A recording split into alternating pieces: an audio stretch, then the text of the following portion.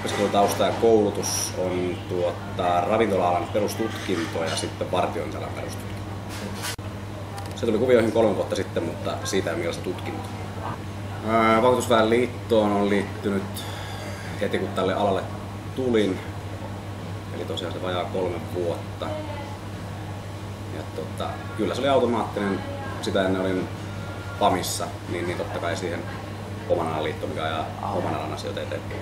Mun mielestä siinä on kyllä se petrattava paikka. Meilläkin on tosi paljon töissä justiin yliopisto-opiskelijoita.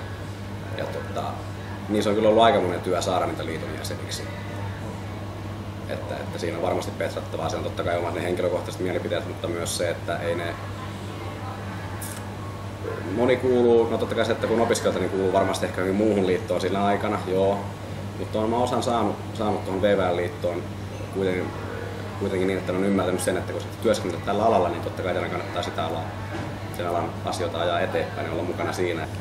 Mun mielestä liiton siis koulutukset ja kaikki nämä on hyviä. Se on hirveän, tietysti kun katson siis niin luottamusmiehen näkökulmasta sitä asiaa, niin on erittäin hyvä niin koulutuksia, mitä ne järjestää.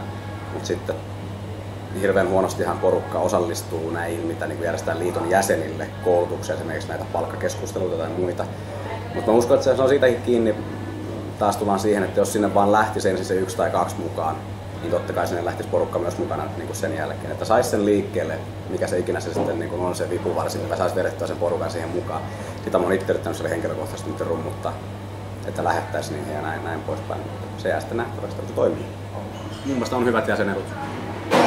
Ja itse yrittääkin tuoda ja muistuttaa, mitä kaikkea etuja myös siinä on sen ihan pelkästään niin kun miettii niin työehtosopimuksia ja muiden ulkopuolisia asioita, niin tämmöisiä niin sanottuja sirkushuveja, mitä sillä saa sillä liiton jäsenyydellä. Näihin luottamusmieskoulutuksiin on osallistunut ja ne on mun mielestä erittäin hyvin. Joo, siis se lähti, siellä oli liitty 3-4 ihmistä liittoon sen takia, että pääsee äänestämään mua siihen. Ja siis siitä se oikeastaan lähti, koska niin se, että ne liittyi siihen, niin totta kai tuli itsellekin se, että ne haluaa, mutta oli luottamus sitä kautta myös sitten itseensä enemmän siinä. Lähdin siihen sitten ehdokkaaksi ja mut siihen valittiin ja on päässyt vaikuttamaan, on saanut asioita eteenpäin kerran kuukauteen, tai mä oon myös henkilöstön edustajana siellä, niin vähintään kerran kuukauteen tavataan esimiesten kanssa ja yksikön päällikö ja näin pois. Että on niin ihan oikeasti, että pääsee viemään sitä viestiä eteenpäin ja on hyvä niin kommunikointi. Yhteys tällä hetkellä esimiesten ja muiden kanssa, että oikeasti saa sitä viestiä eteenpäin, päästään vaikuttamaan. Totta kai on asioita, mihinkä ei pääse, että vaan hyväksyä, mutta se, että se keskusteluyhteys on hyvä meillä. No siinä on hyvä se, että se on niin sanotusti pieni liitto, koska se pystyy reagoimaan tosi nopeasti noihin muutoksiin ja auttamaan jäseniä. Joka kerta kun liittoon soittaa, niin sieltä kyllä saa avun saman tien.